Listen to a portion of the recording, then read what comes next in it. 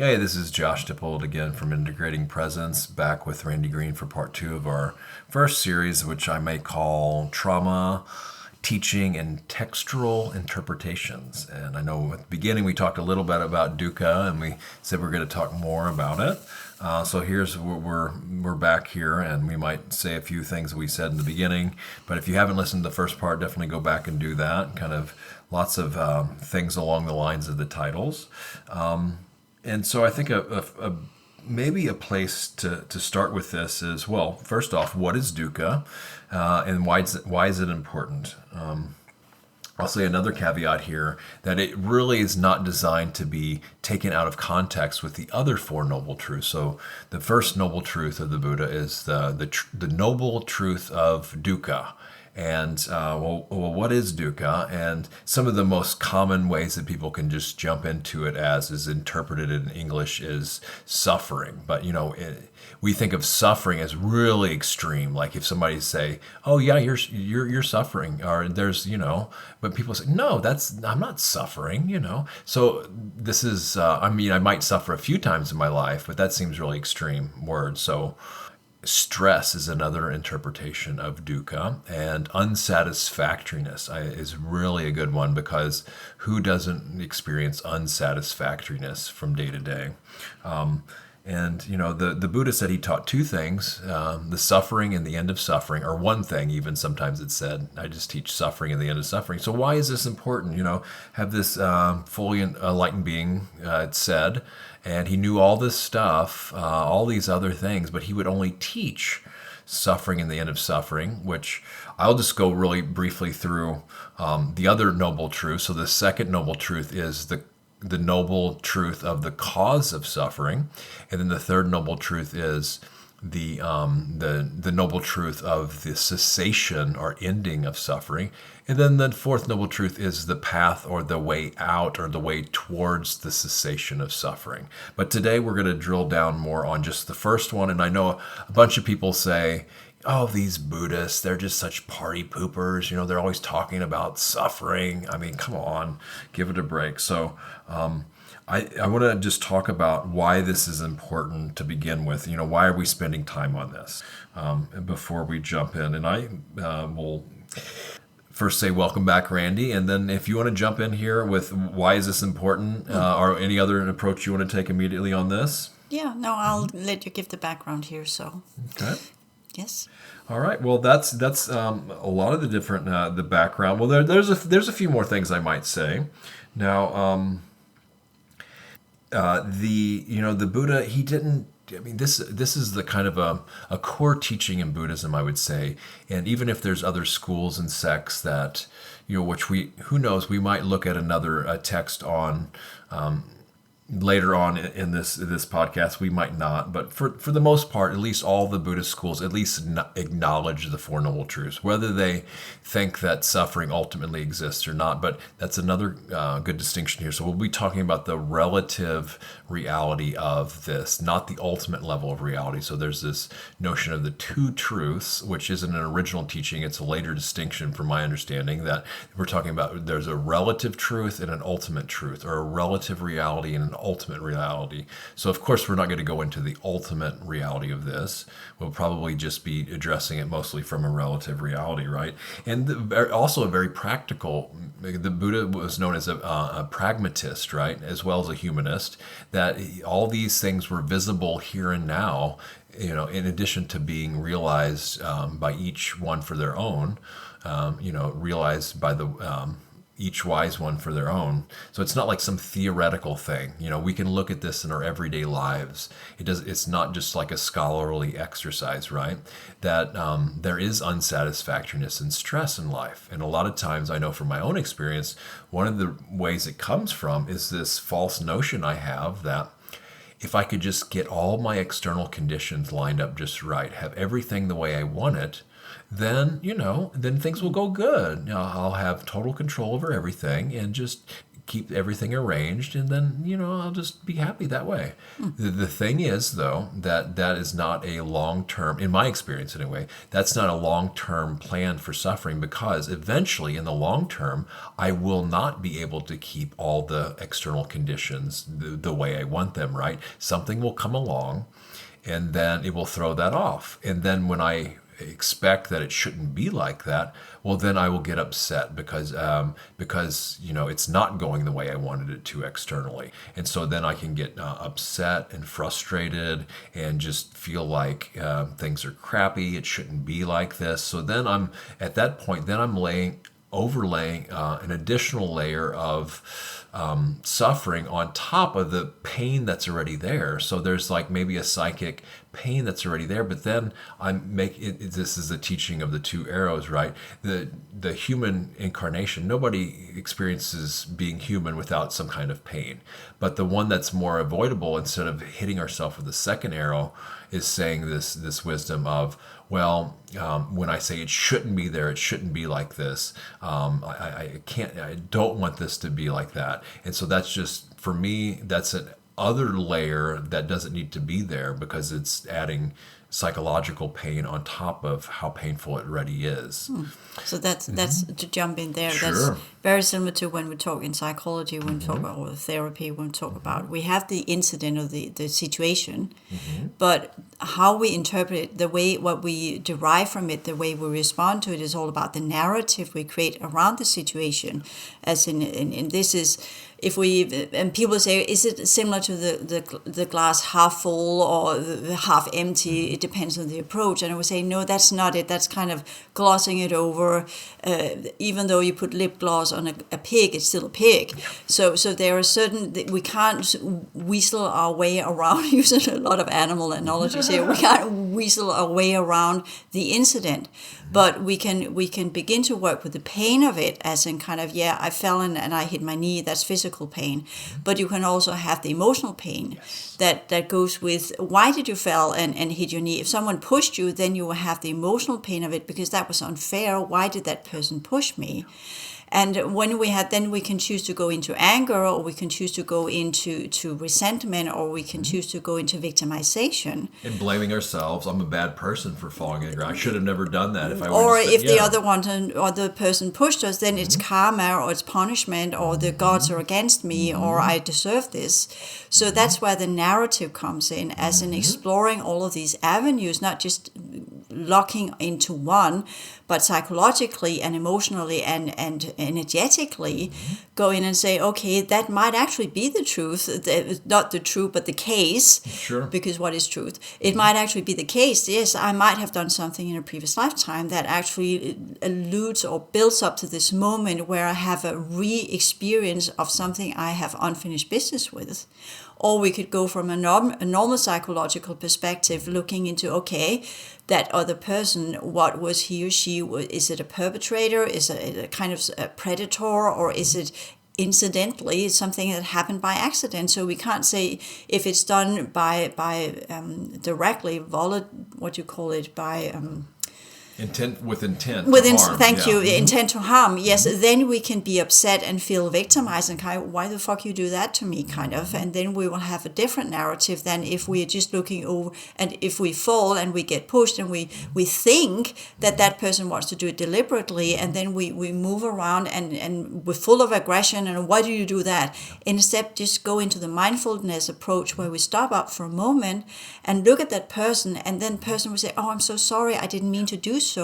And then we say, well, then that person was an instrument for the gods to reimburse or re-put back in the whatever I haven't paid. We can call all of these narratives and just calm down, stop all of that frustration, and just look in the now and say, this happened. This is an experience. This is what that person is. this is what I am. And then here I want to put in some things you're working with a lot. That's where loving kindness come in, because there you go into that mode of, if it is a past life reenactment, if it is a predator, all depending on what kind of predator it is, but if it's kind of a manifestation of ill will, to put it that way, into this reality, then all of these things can actually be eradicated and cease to be frustration and this fire of indignation, and turn into a fire of transformation, where we look at this situation and instead of feeling hatred and ill-mindedness ourselves, we go and feel this kindness in ourselves and in the situation. We might not be able to change the predator, but we can at least change how we respond to it, what the narrative will be around it. So instead of choosing something that re-traumatizes us and lingers on in that pain that will then eventually, if we do believe in karma, will become a physical pain later on. From being an emotional pain, it will later on become a physical pain in another life. Then we can go in and say, well, right here and now, I heal that pain by choosing to be in compassion, by choosing to be in that feeling of, here I heal it right here and right now, and by that I bring it to its cessation. I stop it right here and now, instead of following the trail of frustration that will lead to rebirth. Yes. Sorry for just bringing it right up there. That's real. It's there. There's so much to pick up on. This is really good. So, this natural human inclination to explain things, to derive meaning from events, and I think it's very helpful to do that. And at the same time, I also feel it's helpful to have the ability of just being okay with not knowing what it is, but how we view it. So that's the first step of the Eightfold Noble Path, is right view, or correct view, or wise view, or whole view. And so that's kind of where wisdom starts and ends, to view something in the best possible manner, right? That's going to lead towards benefit, and at the same time is not deceiving ourselves or lying to ourselves at the same time, right? So you almost have to have some degree of wise view in order to become more wise, and then wisdom will lead to even better, more I guess not evolved, but more skillful views on how to see things. So that's the one thing we definitely can have a seeming choice over, is how we view a situation, how we respond to it. Now there's all kinds of possibilities on that way, and you illustrated some beautiful ways to do that too. But now, I think sure. A little bit of the key word here is, in my opinion, in my experience, and what I remember, not what I've studied, because I haven't studied Buddhism to the letter as you have to a large degree. But for me, when we talk about frustration and the cessation of dukkha, as in this pain, frustration, aggression, way of interpretation, things, clinging on to things, creating situations for ourselves that makes things more complicated. It has a lot of meaning, all depending on where. It could be physical pain, it can be emotional pain, it can be mental constructions that leads to pain, because we think of things in a specific way that makes us what we call a cognitive scheme. When we talk about depression, there the mind creates what cognitive scheme or a cognitive schemata, where you begin in one end and then it goes into a spiral where you end up being depressed and sad. And if you can, via the cognitive therapy techniques, you can go in and stop that spiral. So that's mindfulness. That's also meditation and mindfulness, where you go and observe what's happening in my mind, and with the emotional level, what's happening emotionally in my heart when I experience this situation, and what's happening on the physical level.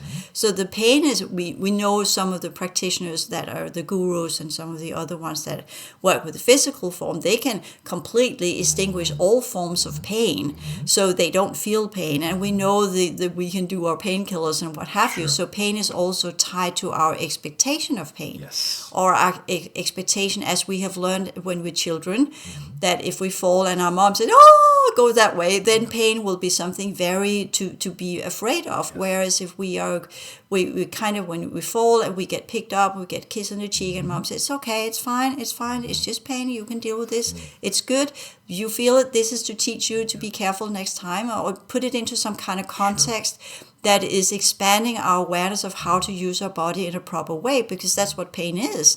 Then we create the narrative around it, as in this is not just something to be afraid of, but actually something to utilize for a better way of being a human being. And that narrative is more the distinction I'm drawing between pain and the stuff we add on top of the natural pain. Now, the childhood thing I'm going to set aside because that's a whole new complex thing. But maybe an example I'll give is that, it's the stories we tell about this extra stories we add on. Like if we have a physical pain or something like that, and then some people might add on like, oh well, I'm the stories added on top of that, because there's some stories that we add on top of that that actually add an extra level of unsatisfactoriness to it.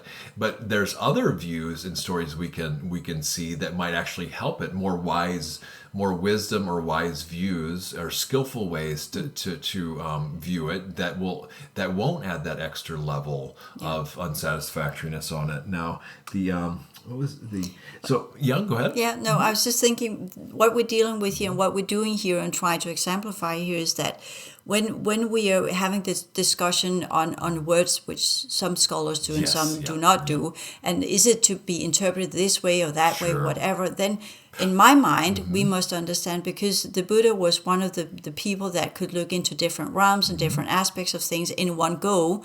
Very similar, I'm not saying I'm a Buddha or anything, but I've trained my mind to do some of the same things, and others that practice and expand their awareness, they can look into multiple layers at the same time. And that's why we begin to understand why we cannot take words literally, why we must always work with them on the different levels. This is the physical, this is the emotional, this is the mental, this is the extraordinary onto the other realms. Psychic. As well as when the Buddha was teaching the layman, he would use the analogy of the yoke of the bull, for instance, that living inside the human realm, if we do contextual, as in the time of his existence, the ones he would be teaching were slaves. And they were under enslavement, and they were slaving for someone else. So they were under a yoke, both meaning that they were carrying the burden of the rich people, but they were also carrying the burden of being the low caste. They were also carrying the burden of pain. They were also carrying the burden of psychologically not being acknowledged as living beings. Yes, and also round after round of birth and samsara, right? Yes. So, and in that interpretation, have I got to this bottom of the hierarchy because I have done something ill-minded in my previous lifetime? Is this the punishment from the gods to put me here? And then the Buddha came into this whole teaching, another level of teaching, which we have also discussed, you and I, where they go in where he goes in and say, well, none of the gods are eternal beings. They are also having their, let's put it, the transgression rate. They will also cease to exist at some point. So there is no living being that's eternal. There is no continued repetition and rebirth after rebirth after rebirth, since everything will come to an end eventually.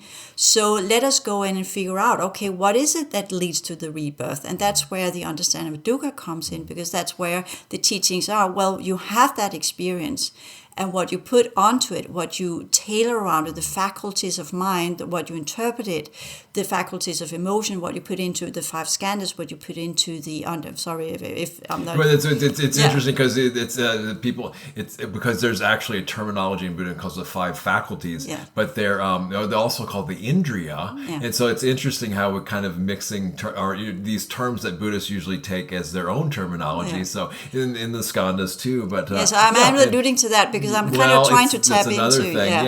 And so we even if people don't, there's no requirement for people that are not into this very deeply is to buy into or believe rebirth. But the thing is past action. So it just goes to the notion of actions have consequences according to some, like a cause and effect or thing like this. But so the earlier examples you talked about, well, maybe this is fruit of a past action. And so that just kind of that's the way maybe to weasel out of past lives. You just say past action, because sometimes things might happen in this lifetime, but some might be from prior lifetimes too as well. But I don't think we can take the teachings of the Buddha without having it in the context of the time he was living in. And absolutely. Yeah. He lived with people in India that believed in past life and current life and future and that's lives. part of it too. Reincarnation. He talks about rebirth. And that's and he, for me, he was, if I am to interpret in my way, he was teaching people that this this might be true to some point, not what he would have said. I would rather go around. If we are to understand the concepts of dukkha on its different levels, then he would teach one level to the slaves, as in a kind of explanation of why they were positioned where they were positioned, as in this is the life you have now, but it's not necessarily because the gods have deemed it that way. Exactly. It's not necessarily because they are impermanent creatures as well, exactly. so they don't rule over you as a human being. So what it all comes down to, it's not circumstances, it's not the gods, it's not karma, but it is your actions in here and now, what you're doing here and now, that determines whether or not you will be in the wheel of samsara, the wheel of rebirth. You hit it on the head, Yes, and for me, that's the understanding of dukkha, where he goes in and teaches people and say, well, this is your own doing, so to speak. If you change the way you experience life, if you change the way you experience your life as it is now, yes, it sucks. He might not have said that, but you can change the way you perceive it. You can change the way the narrative you create around it. You can change the way you experience these physical impermeable, and they're just things that happens to your body. You can override it, which you learned by the gurus. You can override it. You can work with it in meditation, contemplation. Yes, you come home, that you have been beaten up, you have been, whatever has happened to you, but you can sit at the end of the day doing your before the sun goes down meditation and clear it all out and go into love and compassion and just heal yourself from that moment. Yes, you will wake up tomorrow, it'll be the same shit, but you could do that every day, and that will minimize the burden of distortion, or that leads to a specific type of rebirth. Yes, and they also talk sila, samadhi, panya. So sila is the ethics. So even the people that don't get a chance to do meditation, right? These ethical ways of conduct, it's going to be of benefit too. If you act, skillfully, usually you might have more of a chance to have a skillful result. So it's not because thou shall not, right? This is for your own welfare and long-term welfare and well-being. Then the next step is we're talking more about the meditation path, that helps. You can go another layer, and then the panya is the wisdom, and that can really help us see and know and overcome levels of suffering towards the complete. And I just wanted to go in. Would you go ahead? No, go ahead, please. No, because what you said there, because if you go into the circumstances of the laymen that were slaves, they had no chance of changing their life. No chance whatsoever. They might as well have been thrown into a prison cell. That's why he allowed the lower caste to join the order, if they could even have that possibility. Yes, but if we look into that context and say, well, they had no chance of changing their lives, what could they then change? The way they perceived it. Absolutely, yep. So I think we should look at the teachings, the Four Noble Truths, as well within that context. If we look within the context of the Rajas or the nobilities and the rich people, then the teaching would apply in a different way. Yes. So we have to say, well, when we talk about the idea of dukkha, we have to, who is working with frustration there? What level of frustration are we talking about? But also, what are the life circumstances? Yes. And this is why it's a right view, and this is the very first step on the path. And it's And so, I don't know all the exact terms, but I think it was defined as what is dukkha: birth, aging, sickness, death, sorrow, grief, lamentation, despair. I think I'm missing all these things. So it's the ending of that. So just know that it's not just all the bad things. There's a possibility, it's said, that there is a chance to end this. If it wasn't possible, I wouldn't teach it. So that's the third one. So we keep this in mind at the beginning, maybe middle and end, that it's just not all party pooper time, right? All right. No, actually, it's a little bit when we're going to talk about the Gospels and the sayings. The Gospels, it actually means the happy message, the happy news that were brought. Good news. And Jesus were also teaching the laymen. He was also teaching the slaves. And St. Paul goes in and says, this is the liberation of enslavement, where we get liberated in the corpus of Christ. Yes. So the idea is the same, that we have these people that are targeting that information for the ones that are enslaved. And I don't. And I that think language is used to liberation, emancipation exactly, from suffering. and I think that's enormously important. We can, of course, if we go scholar nerdy here, that the emancipation that Jesus talked about were actually the Hebrews that left Egypt and that old enslavement and what have you. We could go tailing back to that one because that's a Jewish context. But here we have an Indian context. But they both on the Indian continent as well as in Judea, people were enslaved and they had no freedom. And then we have these teachers that comes in and tells you you can't change the circumstances because that is what it is, but you can change the way you perceive it. And then we can go and say, well, do we then go in and create the narrative of gods or reincarnation or whatever? And I think that why I do enjoy Buddhism very much to the degree I understand is because it is so close to psychology, it's so close to good human behavior, it's so close to these are the techniques. It is a humanist how thing. you can survive being in an environment that literally restrains you from A to Z. And how can you still have that balance point? Because I'm not going to say you create joy, because that is impermeable as well. That will, the moment you have joy, you might get kicked in the butt and life happens. But and there then are you have moments of joy, otherwise it wouldn't be tolerable at all. Right? Yes, but I would rather say points of neutrality where you are just in acceptance and trust higher, and just being in that without labeling it, without valuing it, without putting things into it, and just do what you have to do because then tomorrow is another day. As the Gospels say, each day has its own burden. So you just, as a slave, because I want to put it there so we have that context, that as a slave of reality and where the circumstances you put into, it all depends on how you're working with these circumstances. And that can, as we're kind of saying, as you have the piece of coal, that the more you pressure it, it will eventually become a diamond. And that actually goes into some of the diamond body teachings where you use all of that pressure, which we can interpret as suffering. You take all of that pressure, all of that dukkha, and you transform it into becoming this enormously strong, sovereign, independent being that no matter whatever happens to you, always stand in the midpoint, and you will always transform suffering, and you will always turn it into love and compassion, and you will always find the center point that no matter what happens, it will not really affect the core of who you are. And that goes into the sukha when we talk about the non-essence. What is the essence? So, and before we get there, pick up on some point. That equanimity, that wise. Some people, it's not to be confused with indifference. It's a really kind of wise, grandparently love that saying that I cannot live your life for you. You know, I need to worry or not worry. You know, maybe that comes into it too. But my own kind of own or whatever level of stability in that while I can offer, help and guidance along the way, I can't do every single thing for you. You have to you go on your own path. And this whole notion of enslavement is a really good one, both literally and figuratively, because just even the nobility would be enslaved to lots of different sense pleasures, having access to all kinds of things, right? And still even not having that be satisfactory, and really, so just whatever caste you were, there would still be some level of stress and unsatisfactory, just different degrees in that view.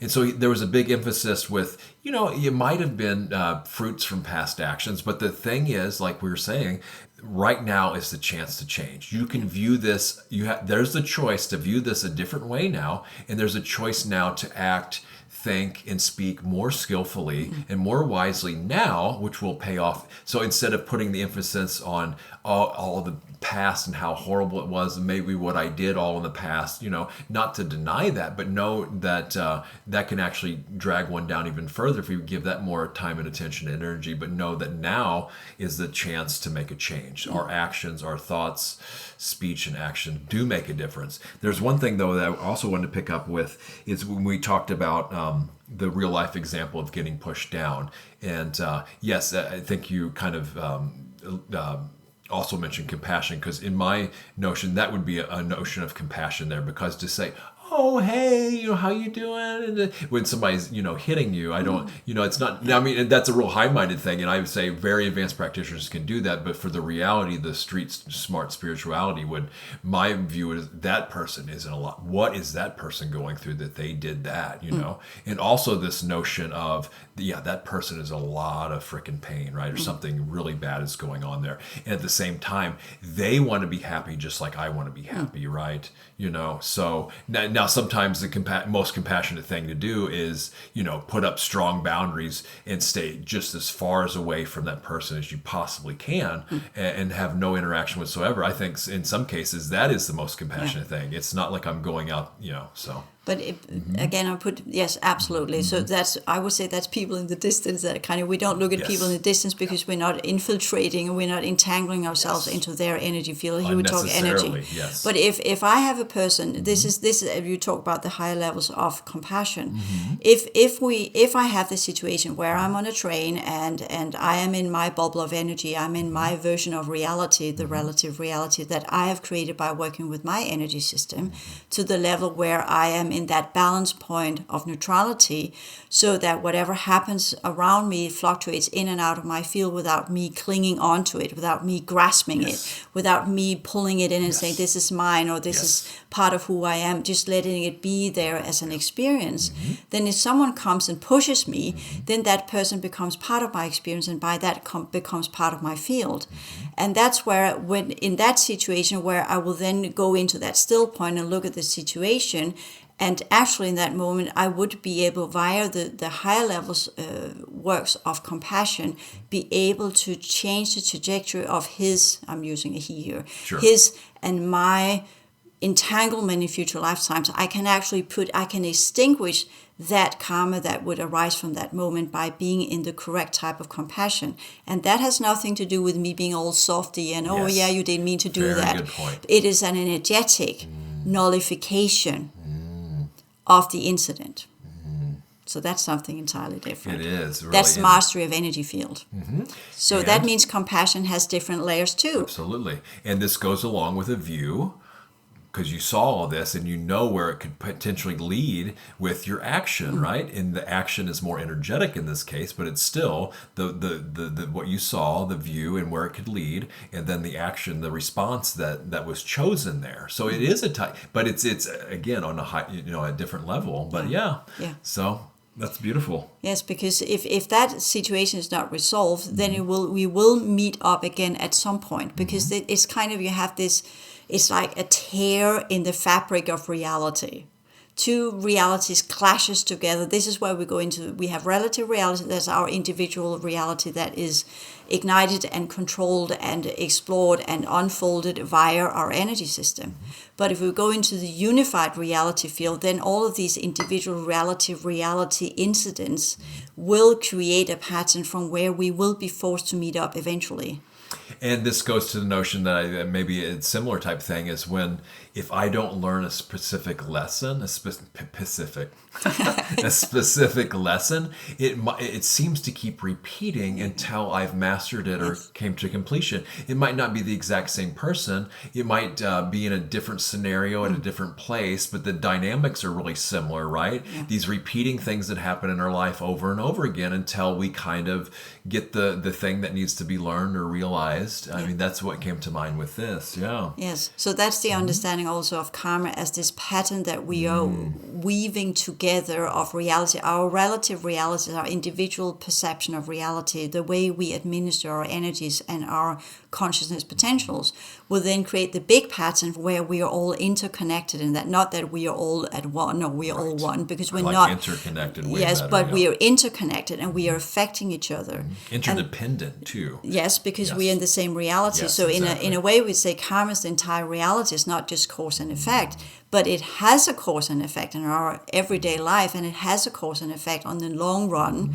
And that's where you go in when you master the compassion to the higher degree, where you begin to understand yes, you're both compassionate in the moment, but what is compassion in that moment? Compassion in that moment is to understand who's actually in front of you, what's the right course of action here. So that's another cause and effect. What's the right course of action here, Yes. which we talk about the noble truth Yes. of how to end dukkha, Yes. the course of action. What do you do here? Yes. What's the root of it, and yes. how do you work with it? And that's wisdom, knowing what, taking knowledge and applying it in everyday life. Yes. Right? Actually putting knowledge into action. Yes. And then knowing it for yourself, Yes, with the incident that's in front of you, and not Exactly. just in contemplation and not Exactly. just in Yep. meditation. It's an application. So you have to be out in life Yes. to really experience how we put these teachings into effect in everyday life. Yep. And that's the mindfulness for me comes in that moment, every single moment, you have to be completely mindful, observant. You can never have too much mindfulness. Yes, and always see every single incident that comes into your life. Once you get to the higher levels of the path, where you begin to understand the whole life is this fluctuation of energies that changes, and you're in this ocean of all of these energies, and every single moment is a moment of wisdom, of learning, of processes, of transformation, and where you can begin lives and end lives and develop lives and whatever you want to do with that moment, everything can be lifted up to an enormous unified level understanding of reality, or just choose to do it locally. Yeah, and I think the Buddha is an example of that's possible. At least what we have handed down. There's one thing you said there though that I was that I was wondering, that I kind of missed, that you said everything is karma in a way. Now, my understanding is that there are other laws that come into, not everything is karma, right? And this goes into the bigger, just like the laws that govern weather, although we are, some say, connected and can affect, but there's, I guess, certain natural processes that don't depend on our action. The human realms. Yeah. So when we talk about the human realms, this is, but it's a good distinction to make, because people might not think in these different boxes. But I was thinking when talking about the human realms and talking about karma. Karma is only connected to human existence. I see what you say, because I was like, the spin rate of an atom might not have to do with any of my actions, but then sometimes it depends on what those were. And if atoms even exist. Right, exactly. Yes. So no, nature does not have karma. Nature is not an entity. Nature is not a life form as we understand of it. So it does not get reborn. It can't do its own actions. Yes, so it does not get reborn. Sure, okay. The planet does not get reborn into different shapes, even though the esoteric teachings allude to that one, because they want to make them entities, the logos of the planet, what have you. But in my understanding is that when we talk about the human realm, this is the human realm on its own, because if we talk about the laws that governs universal structures, we go into a completely different discussion. Yes, exactly. So cause and effect here is always connected to rebirth, and karma is always connected to the understanding of existence in different realms of reality, or as I call them, timelines or nodal points. And don't get me started on a whole other level of things. But here we keep it within the concept of the Buddhist ideas. Sure. And for me, karma there is alluded to the actions of the past, the actions of the present, and how you can change that so you will not be caught up in the wheel of samsara. Because at the end of the day, dukkha is to be stuck on the wheel of rebirth. Yeah, absolutely. Yep. And that's what the ending of dukkha is. That's what enlightenment and liberation, the ending of dukkha. What's being ceased, dukkha, right? And it's a really important notion too, that our actions matter, because some systems say, "Oh no, everything's predetermined." It's either fatalistic or predeterminism, things like this. So that's really, because then there's no incentive to behave in a way or do anything whatsoever. If nothing applies. So that's another important thing. Now let's the one thing we talked about in the last one is this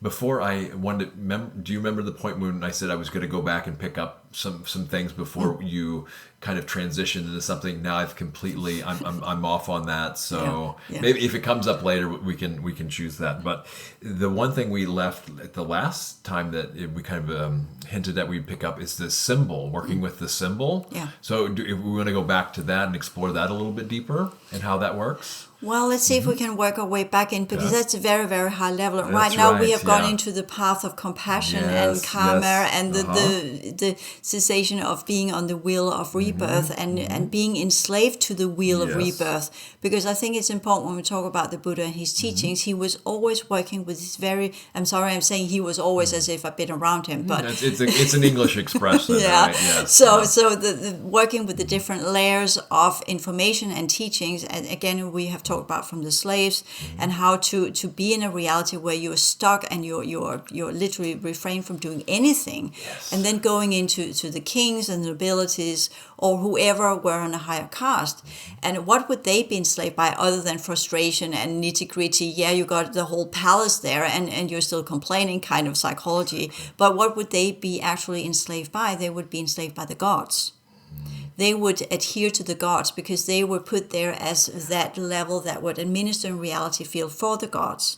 So in my vision I'm having here is that if the Buddha were teaching a king or a nobility or Raja, he would then go in and say, your frustration is that you are linked up to the gods. You are controlled by the gods. Your wealth is controlled by the gods. You are technically not free either. You are also enslaved. You're enslaved by your greed. You're enslaved by your priesthood, that you are asking them to cast the not the runes, but cast the fortune or whatever that is, to look into the stars, to look into astrology, so you can get more fortune, so you can get more wealth, and that would also mean more power. So you're enslaved by your power, you're enslaved by your greed, you're enslaved by, and if you don't get that, then you get frustrated. You're enslaved by your 1,000 wives or whatever was going on. Yeah. So how do you stop having that, and that's why both when we talk about the Gospels or the teachings of Jesus or the Buddha, as in, yes, you can teach this level to these people, but at the end of the day, they are more difficult actually to liberate than the commoners. Yep. And even expanding this beyond, it said that the human realm is the best place for this type of practice, because if one's in a hell realm, it's just too agonizing. You don't have any thought. You just have to wait till that lifetime's over. And then if it's in the heaven, everything's so delightful and beautiful, that there's no incentive. What is suffering? I mean, stress. What are you talking about? This is lovely, So there's no incentive in the extremes, right? Yeah. To practice, but there's just enough here to say, yeah, this just isn't doing it for me. What's the better way here? So there's an incentive here from the Rajas all the way to the slaves that, yeah, we all share this in common until we're fully enlightened. From my understanding is that we're all going to experience at least unsatisfactoriness. But if we're going where I kind of wanted to work with it, which we have for the Gospels as well, there's a saying where Jesus, this rich guy, comes to him and said, I'll give away all my money, all these kind of things. And he still says the eye of the needle is still too narrow for you. You will still not be able to go through. Why is that? Why is it that rich people, not to put it that way, but the ones on top of the hierarchy, why is it more difficult for them to reach enlightenment? Because we need suffering. We need the crisis. We need what molds us, what like being in this fiery place, not hell, not hellish conditions, but we need to be in a situation where we are confronted with constantly that life is unsatisfactory, that no matter what, we can't get a full stomach. We go to sleep tired. We are always being beaten. We're always this and that, whatever. So we're in this constant psychological grinding machine. That where there are larger potential for transformation, whereas if you're on the top end of everything, you get served for you and you have access to whatever, then and I think, sorry, you kind of know where I'm going, but the idea is then why did the Buddha then leave the castle? Because perhaps he knew that if I'm going to do this, if I'm going to adhere to the inner teachers that he probably already had at the time, I need to be out there in the grinding machine. I need to be where pain is felt. I need to be where the gurus are teaching the commoners how to deal with their physical pain. I need to be out there with the sages that teaches me the ancient wisdom of the ones that have gone before us. I need to be in the forest so I can feel the nature spirits, the devas. I need to be out there. He started as a seeker after truth. Yeah. And the truth is the Four Noble Truth that suffering does. It does exist, or the people experience suffering while the people in the castle, they want to hide from it, pretend it doesn't exist, covered up with more sense pleasures, right? And that said, not even a mountain of gold or a rain of gold would be enough. Yeah. there's never, they always more and more and more and more. And so that kind of blinds them to the truth of how actually unsatisfactory that is. They're just totally caught up in that. So it's a very good point. Yeah.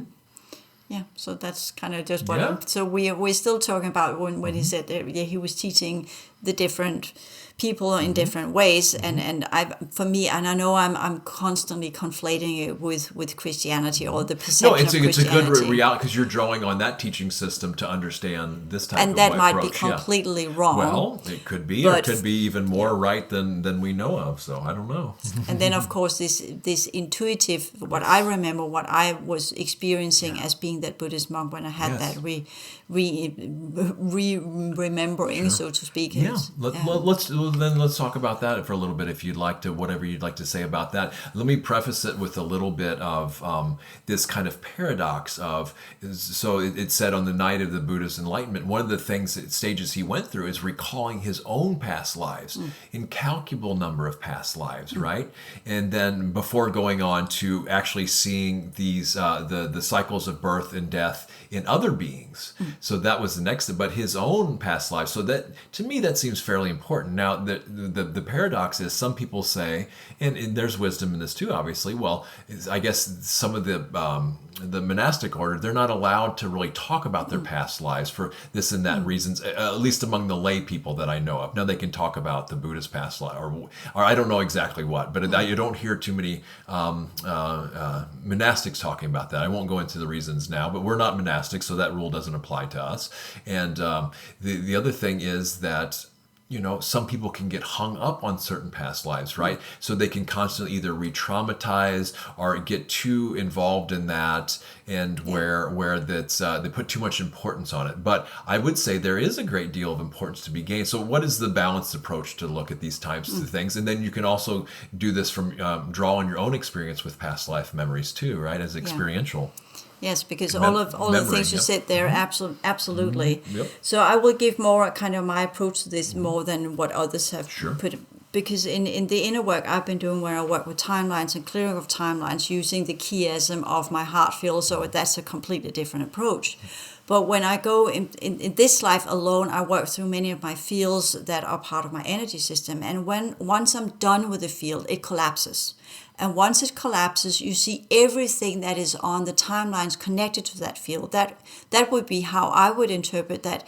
As the Buddha went through these enlightenment stages, he would collapse his scanners or his fields, and there he would see all the existences he had been on with that field on these timelines, as I would put it. Because the experience I have had is that once that happens, I see all the timelines collapse, but they surface as these had this life and a kind of past life that just, as in time of death, you just go through all of them as they cease to exist on the timeline. They surface, activate, evaporate, and then what you are pulling out of that is that whatever remains there of viability, what's called viability rate, that goes with consciousness units, will then be transferred into my heart field, and then activate that to another ring of expansion, another ring of developmental processes that will lead to new timelines. But whenever I'm done with a field and it no longer is useful for me for my continued journey of expansion, it will collapse, and everything that's on it will collapse with it.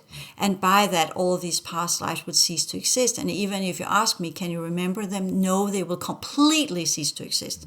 So that's another way of getting unhooked of the wheel of samsara, where you work with the different developmental processes of your fields, lifting them to their highest energy state and highest viability rate, as it's called, where you then will understand this is lifting it up to its highest potentials, from where all of the other timelines that is below that will cease to exist. So thereby there's no need to talk about it because it doesn't exist anymore. It ceases to exist completely. So that's also cessation of pain and cessation of rebirth and cessation of suffering, because you have cleared yourself to that level where everything literally becomes light and symbols, to put that one in there. And with that, collapse everything that's below that is lesser than that.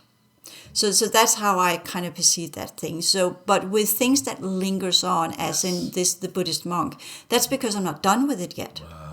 I still have got some frustration there because I died in agony and torture and severe pain. And some of the things that I experienced there, where I was using all of my techniques first to try and transform in compassion, which didn't work because I was dealing with some really severe, let's just call it type of being that were in human form there, so that didn't work. Then I went other ways while I was being tortured, while I was in severe agony and completely bodily pain, but I could administer that. But what frustrated me was that I kind of felt in that moment that all of my techniques didn't apply. So that's the frustration. And that's why sometimes when I work with the whole idea of Buddhism, I can go in between this high state of compassion and understanding and transformation, and it brings me joy. And then the next moment, because of that frustration of in the moment of death, where I try to, none of this works. And eventually the only thing I could do was to pull myself into the void. But that has not really ended that timeline. It's not, there's still pain, there's still this image of that being, what was that being, what was going on, the whole frustration around that. So that there's still pain there, so that's why it's not ended. So when you're in that state of a past life, that's also when we talk the monastic level as a monk, it's good not to talk about it because you will then activate it further. You will go in with your human mind. Once you try to verbalize things, you will go in with the human mind and create thought forms and ideas, and by that actually amplify the narrative around it, amplify the experience other than just having it as an experience. So it should be done in contemplation and inner work and compassion work that goes with my relative reality and why it for me led to frustration. What was it of the teachings that I might have misinterpreted so that it didn't apply to that situation, and thereby it would be logical to think, oh, perhaps my teachers didn't teach it right. I would go into this whole kind of spinning of it's their fault, or was the Buddha fake, or what have you, and then put it back into the center point and say, okay, not as in why did I have that experience, or why was I put in, it was a political issues and the things I was involved with in the time and all these kind of circumstances in 1959 in China, so we kind of get the context of that. So why was it that it's unfinished for me? That would be the point of inquiry where I go in and look at that in meditation, as I've done with a past life as a Native American. And what was it that I didn't get done that keeps me stuck on that timeline? So that's where the way we work with past lives, but we don't share it because that is so relative that when we talk about the Buddhist ideas, you only share what's relevant for the group. You don't share what's relevant for you. So you keep what's yours because that's your process. But you share what's relevant for the group as a community to lift up as an enlightened group that lifts the group to a higher level, not your personal distress or what have you, because that's yours to deal with. You are practicing compassion and undo of pain and suffering. So you don't share that.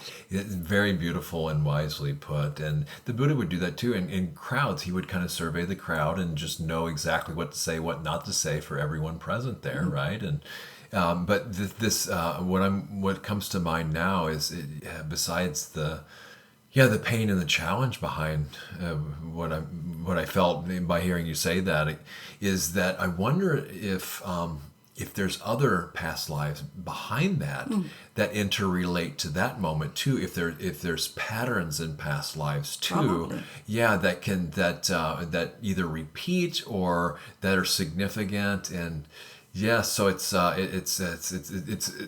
the way you viewed that in your response to it.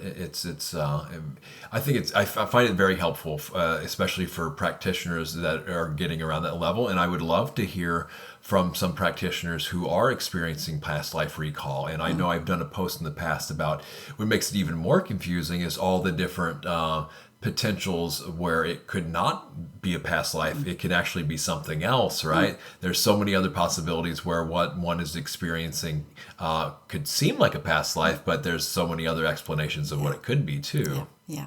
So it's just we'll leave it at maybe I can refer people to that post because I can see where Randi could just go on for probably a couple of days with that one at least. So that's a whole other level. So no, I want to keep it with the whole Buddhist, and you can kind of say, well, if you're not supposed to share this as a monk because you didn't share the frustration, yes. Absolutely, Dylan, you noted here. Yes, I should not have shared it, but since No, no. I'm not a Yeah, monk, and I'm exactly. using Yes. this as an example of okay, because I'm working with past lives as Yes. well, and we are getting into when we talk about the elevation of our reality on its own Yes. merits and what that is and what that means. Then, as part of the universal structures, the whole clearing of past lives come in, and we need techniques to do that. Absolutely. Well, first, I feel we need techniques and able to access them and recall them because, it's obviously valued within Buddhist teachings of past life recall, right? Then we need ways to how to go about experiencing them, viewing them, and then how and when we should share them to who, because they're important and they're some parts are taboo, some parts are not, and I think, and then some people write it off altogether, and I don't think that, so you'll have these, if I might do a slight gripe, you have some psychologists that find all the brilliance of the Buddhist teachings in psychology, but if someone's that brilliant and they're talking about past, they just completely disregard that, like, oh, that's just fairy tale. Well, I don't think it would be in there for no reason whatsoever, right? So it is a complex issue that I feel needs to be explored, and because we're not subject to monastic rules, and I would also invite monastics to come in here and also give advice on how lay practitioners might experience these things too, right? Yeah. I want to put in there when we talk about all of these ancient teachers that's been there in my understanding and the way I see it and recall it from my lives here and there and beyond, is that you have the teacher that's always kind of the center point of this teaching system, that is not channeling, that is not downloading. It's given over by the ones that gone before. This is kind of, you have a field of knowledge, you have a field of consciousness, you have a field of that is divided into a kind of hierarchical structure of different beings, which goes into the Buddhist cosmology as well. And all of this is trickled, what you call trickle down. It spills over down to the deeper layers until there is a human representative that becomes the face of that system, that becomes the interpreter of that system, that is born into different realms. That is what the esoterics calls avatars, and you have other ideas of the rebirth ahats or whatever it is. There's always one, the teachers that comes in different crises and different times in human history and teach these different concepts within different, I call them factions, extraterrestrials, what have you. That's where I go in a little bit out of the normal understanding of Buddhist teachings. But there are always these teachers, and the way they operate, the dynamics are more or less the same. You have the teacher that comes in, whether it's poor or it's rich or whatever it is, then that person begins to create people around him or her. We haven't heard many of the female teachers, but there have been a few. Sure. And they have the first one, that is the second ring, that where they have this inner circle of people around them that are in the field of the teacher, where they, like osmosis, get the teachings directly delivered to them. And they are always connected through past lives. They're always doing the same thing. They're circulating to do that. So they are appointed that position always. So they are called the igniters and the administrators, and we'll not go further into exploring that. And then we have the third cycle, where we begin to have the ones that are preaching that's the kind of the monastic, the teachers of the monastery, the teachers of the monk, the high level of that one, which I have no English word for that. I just call it the grandmaster. And then you have the monks that are part of that section, but the monks go into the fourth ring as well. So the teachings would there be a different type of teaching. And then you have the fifth ring, which are the laymen or the commoners that are inside reality. And if you ask me, would the Buddha teach the layman, the fifth ring, about reincarnation? Absolutely not. That's monastic. That's for the monks to do. But the teachers of the monks, they would know about these past lives because they will recall it. They will not be taught it. They will recall it automatically because they're so close to the second ring, where they would also get a spillover, not osmosis in the same way as from the teacher, but they would get a spillover that would ignite enough for them to run a monastery, to do the daily chores, we wake up, we do this, we have this discipline, we have this way of living, and we're working with this to nullify the effects of physical existence within the monastery. We're working that way with energy, like feng shui, or with the garden, or with growing of herbs, or whatever it was, so that we transform the monastery setting, if there's a word monastery. I don't know. The grounds of the monastery. Exactly, yeah. to keep that pristine. So it represents Shambhala on earth, actually. So that's what the monastery is. And the Shambhala is a kind of heavenly realm where the arhats and the enlightened ones or whoever, and it's a huge, which we know from Tibetan Buddhism, there are many different realms there, and we're not to go in there either. So all of this is the understanding. Well, you would say, well, the Buddha didn't have a monastery. He didn't have monks. They came later, as far as I understand, right? Well, But I don't think that. I think he did have he might not have called them monks. He did not have the monastery, as the early Christians didn't have a church, but they had the ecclesias. They had the gatherings. They met in specific meadows and parks and what have you. As and sorry about I'm going into Greek philosophers. They also, the Stoics, they met under the stolas, they met under the pillars where they were discussing topics. So that's how it was. So of course he had his people around him. Of course. Yes, and he had, and this goes to was the chief disciple, I guess, or I mean whatever is interpreted, the close ring of monks that are well known. And what was it? Sariputta was foremost in wisdom, and there are, I think, accounts of Sariputta doing his own teachings to his own. I don't know if anyone else noticed, but when Randy talked about the third ring, you actually said cycle for third one. So you meant third ring, but it just came out. No. That's just wanted to point that out in case anybody else noticed it or was confused about it. But yeah, it makes a lot of sense to see that system as well. And we're seeing that mirrored actually when you do educational institutions. You have the podium, and then you have the seats that are divided into rings, or the theater where you have the rings again, and as well, with the ones in the back are the ones that are in the cheap seats. Sure, because you have the serious practitioners closer to the and the ones that are close, and the past life connection is really interesting as well, because there's stories in the suttas where it was Moggallana and was it no, I think it was two. Well, Sariputta and whoever he was with, either Moggallana or Anuruddha, or whichever one he's paired up with, but they supposedly went through many past lives together, and there's like this Bert and Ernie type I don't know, but they were always kind of known together, and so that makes sense like that as well. They will always find each other no matter where they were. They will always be drawn together, because if there is to be a teacher seated into reality and create the 5 rings of knowledge, to create the waves of different levels of ignition of the original teachings within humanity, so they can do the elevation, because it always comes in when we are on a threshold to a new age. Then the teachers come in. That's what they say. The time was ripe for him to be here at that time. All the different conditions were perfect for it, or not perfect, but ripe for it. He was to end an age and ignite another age. So he's an igniter, and that's what the teachers often are.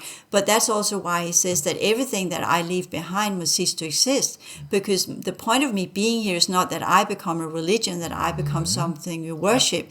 The point of me being here is to end everything that I brought with me. And this goes to the Buddha's last words, which may or may not have to come another time, because we were already an hour into this. And there was, I think, one other point that I wanted to make that, now I forget. So not a smooth ending, but I think we can probably leave it at that. The ending was that he said to his students that go out, be the lamps of your own. Go out and carry on my teachings, as the Buddha, the teaching of Jesus is as well. He says, I will cease to exist, but the Spirit, the Holy Ghost will come and enlighten you, and you will then carry the teachings on. And for me, the Buddha did the same thing in his end of whatever happened in the last hours of he was having these people around him. He was talking to different people on different levels, saying different things to each and one of them deliberately, so that they would not come up with this great teaching system. And that's why when we talk about the whole practitioner of Buddhism today, for me it's kind of, that's not what he asked. He asked people to not make it into a religion. He asked them not to make it into a teaching system. That's right. So now I remember what I wanted to say, that what you were talking about here is just this realm. So in the Buddhism acknowledges many, world systems. That's that's translated. So that's just this world system, that Buddha for this world system, when there's so many different world systems and things going on. So, and so I think one of the interpretations of the last words, I was looking into this, if I'm getting this right, compounded conditions are subject to change. Work out your own liberate. I'm getting excited here. Your own liberation with diligence. That's are along these lines, right? So it doesn't say, build huge temples and you worship me. I mean, that's, well, of course they don't do that in Buddhism, but I'm thinking more Christianity or something. But yeah, he didn't necessarily say you have to rely on me for a teacher anymore. Work out your own liberation with diligence. Yeah. So I mean, it's somewhat cryptic, right? But I mean, it's also very wise. Yes, in ways. but when we talk about the ancient wisdom that's been given to us from the ones that were before us, that will always change according to the teachers that are ending an age and beginning a new. It will always change. It will become something else. And the ones that have got the spillover, the osmosis of the teacher, they will carry the torch for a certain period of time. Then they will extinguish. And then the third ring will carry the torch for a certain amount of time. And then the fourth ring will carry it for a certain amount of time. And then the fifth ring. And once the fifth ring has turned it into a religion, then the teachings will cease to exist, and because they've solidified, they are no longer living words. And this is acknowledged too, that the Dharma is going to die out. Yes. And they give these sign points of, if you see this, then it's the end is near kind of thing. Like one of the things, if I'm remembering this right, is when people start losing the ability to do, deep samadhi and deep samatha practice or concentration. That's not the right translation I like, but when that kind of dies out, then that's a sign that this will die out for this cycle until the next one, right? Well, there'll be maybe another Buddha or however it works, right? But that's inbuilt too. That it is gonna go. And once he ceased to be reborn, I am pretty sure about that. So they're deathless. There's no more rebirth after that. And then the second ring, they would perhaps be reborn 1 or 2 or 3 times. Once they are gone, the third ring would be reborn 4 or 5 or 6 times. So there's this amplification vector that goes with that as well. Yep. And then eventually the ones that the laymen that got the lowest level of the teachings, they will have been reborn many, many, many times. But once they die out too, either by lifting themselves up to the second ring or the third ring or the fourth ring, or just by complete decomposition because they're worn out and they no longer exist, then that era is done. But he started by collapsing everything that was connected to the teachers he got it from. So that's the most important thing to remember. Yeah, because when it said when he achieved awakening, and then he decided to teach out of compassion, that the first person that could get it, because it was so complex and so subtle and so profound, yet and not understandable by mere logic alone, to his first meditation teachers, the ones that taught him these profound subtle levels of consciousness, they were already dead though. Yeah. So he wasn't able to teach them. And the other thing, this also lines up a little bit, I'm taking with the Theravada notions of the stages of enlightenment. You have the stream enter, and was it 7 more births, first stage of enlightenment. Then there's a once returner, non-returner, and arhat. So all right. I think that's the way to put it. Yes. Yeah. And that's the goal to see and know suffering in order to cease suffering. Yeah. Okay. All right. Well, thanks, Randi. You're welcome. Thank you.